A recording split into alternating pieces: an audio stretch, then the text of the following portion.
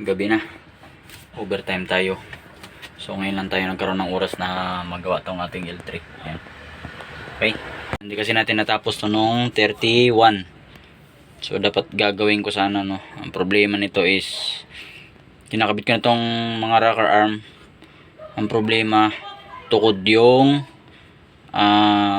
rocker arm, hindi siya magkaroon ng clearance dun sa kanyang barbula. So hindi ko siya natapos, no. So ang goal ko lang naman talaga dapat nun is mapa-under sana. So kahit na walang mga takip, walang intake, walang exhaust, basta mapa-under ko lang sana, no.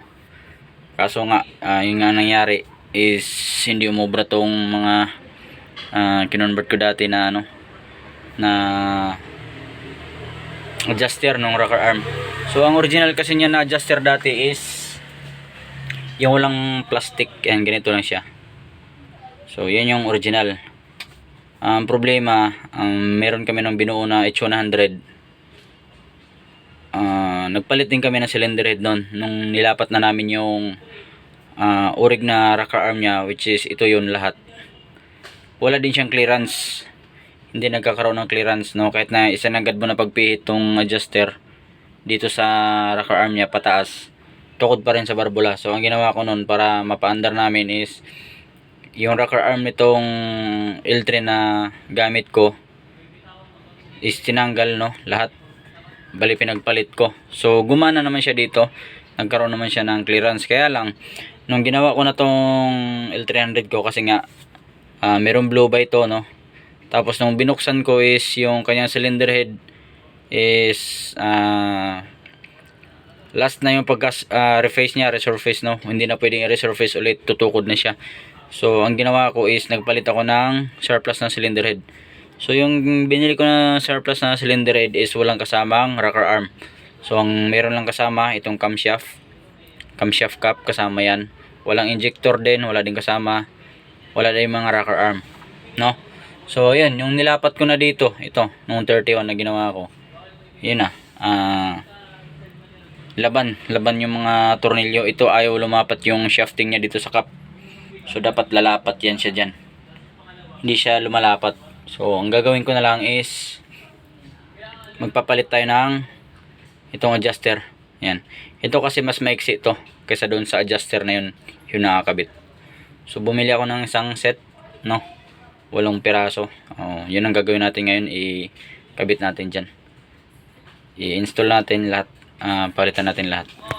So ito naman is na to, maluwag na to. Nalawagan ko na to nung 31. Yan. So nagmix na kasi yung mga tornilyo nito, gawa nung yung cap nitong yung mga cap nitong nabili kong cylinder is medyo masikip. Kaya ang ginawa ko is naghasa pa tayo, tapos yung ginamit natin yung original na tornilyo. Yung sa dating cylinder natin ay yung mga tornilyo ng camshaft cap po. Yan. So tatanggalin lang natin to, papakita ko sa inyo yung difference mamaya. Babaklasin ko lang muna to. Ito na, meron na tayong natanggal na isang piraso. Ayan, ayan, makikita nyo naman yan, no? Mas maiksi yung walang plastic. So itong may plastic is mas maganda sana to, hindi mapupudpud yung rocker arm natin, yung engine valves, hindi mapupudpud, no, kasi gumagalaw tong dulo nyan. Ayan, yung dulo nito. Ayan, o. So ito lang yung ang napupwersa niyan is yung dito sa loob, pagitan nitong nakahawak na plastic.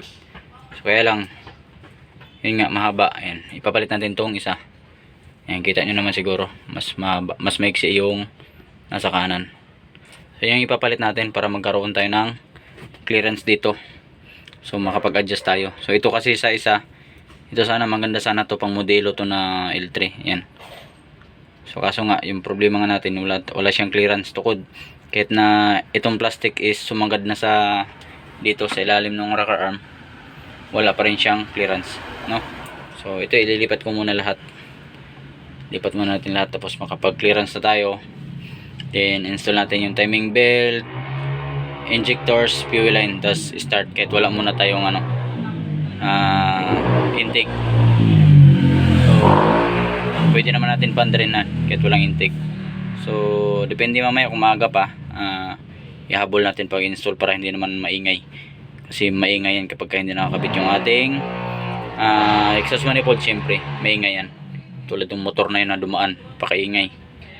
So yan, kabit muna natin to. So, na-install na natin lahat. Yan, lahat na yun, yung walong adjuster.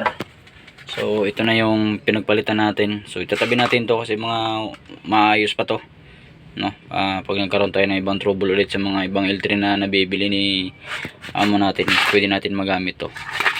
So ito na mga replacement is mura lang yan, nasa 50 pesos isa, no? Yung ganito alam ko nasa 75 yung replacement, yung may plastic.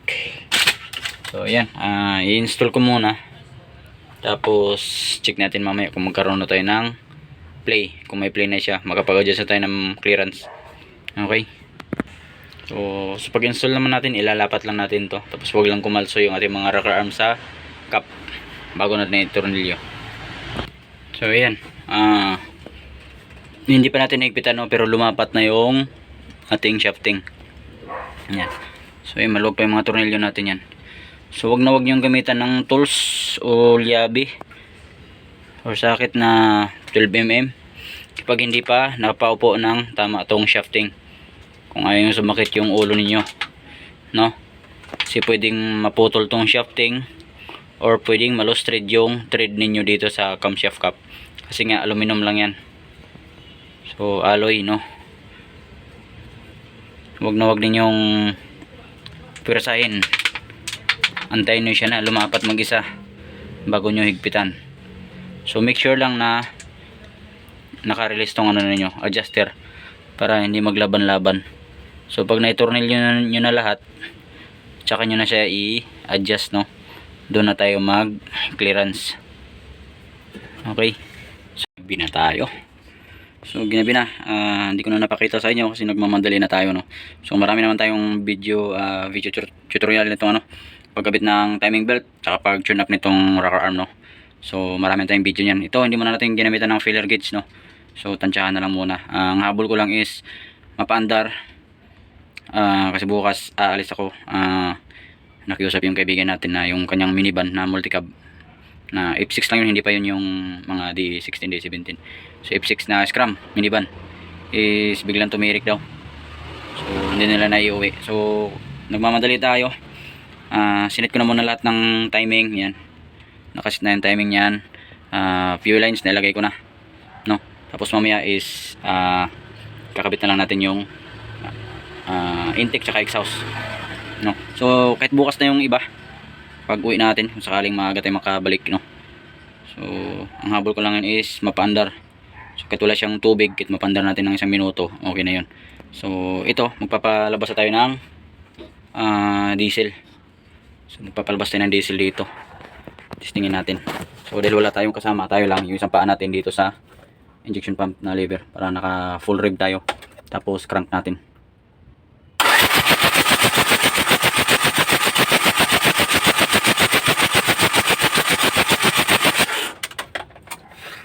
So meron ng diesel. Grabe. So may diesel na. Hindi ko muna kasi kinabit yung glow plug para magaang yung cranking natin. Tapos nakakabit na yung fuel line, siyempre, para wala na ring hangin na matrap, ibubugan niya na lahat, no? So yung hangin man na matatrap dyan sa fuel line is may bubugan niya na dun sa injector, lalabas na dito sa ating butas ng glow plug. So since lumabas na yung ating fuel, kakabit na natin yung ating mga glow plug or heater plug. Ayan, so kakabit na natin to. Okay, tapos mamaya gasket tsaka intake manifold, exhaust manifold, yan, kita nyo naman nakatali pa yan. So ikabit natin para pag nagpaandar tayo is hindi tayo mapapagalitan dito sa ating kapitbahay. Siyempre maingay yan kapag walang exhaust. So yung intake okay lang, pero yung itong exhaust importante. So ikakabit muna natin tong glow plug. So nandito lang naman yan, shoot lang natin yan. So nalubat pa yung ating cellphone, lubat na tayo. So sana buo yung lahat ng thread nitong glow plug. So hindi na natin na-check to, no, di ba? Sabi ko sa inyo is surplus to na binili natin. Walang injector, walang glow plug. Ayan. So kakabit lang muna natin. Okay, so balikan ko kayo mamaya kapag yung ano naman natin kakabit, intake tsaka exhaust. Then after nun paandar na tayo. Yan, so nakikabit ko na yung exhaust. Yan, yung intake wala pa. So tulad nga ng sinabi ko kanina, habol ko lang mapaandar kasi bukas alis tayo. So 6 AM yung usapan namin na alis, kasi nasa Santa Maria, Bulacan yun. So yan, kita nyo wala tayong intake. So yan, maririnig natin talaga yung higop ng piston dyan. Tapos syempre naka-timing tayo, meron na din tayong oil. Ang wala lang sa atin is tubig. Double check natin yung oil. So madami dito, punasan lang natin. Yan, napunasan na natin, wala tayong oil na dyan. So katalit natin. So 5 liters lang yung nilagay ko muna dito. So 5 kalahati lang naman to. Ayan o. Okay, so testingin na natin.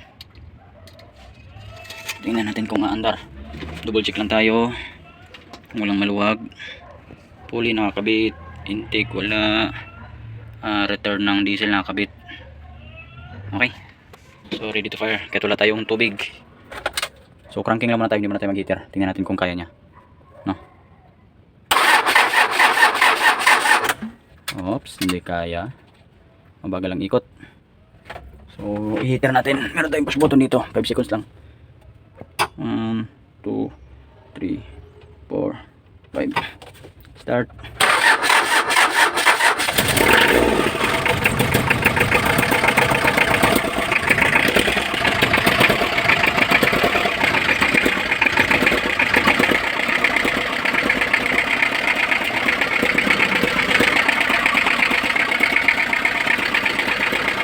Yun. Mandar na.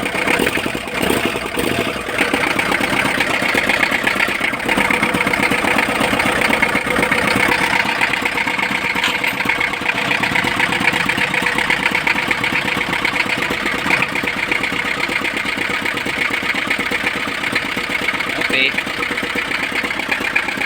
Ay. Goods na.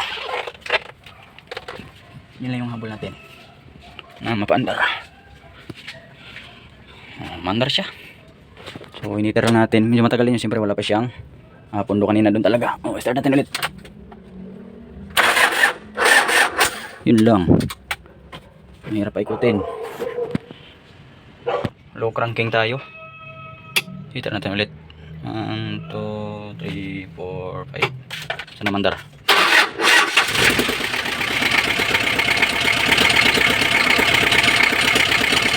Okay.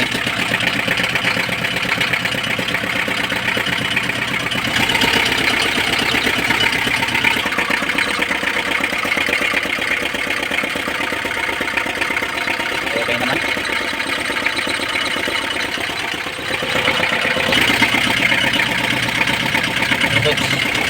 Okay. Okay na. Kaya na natin.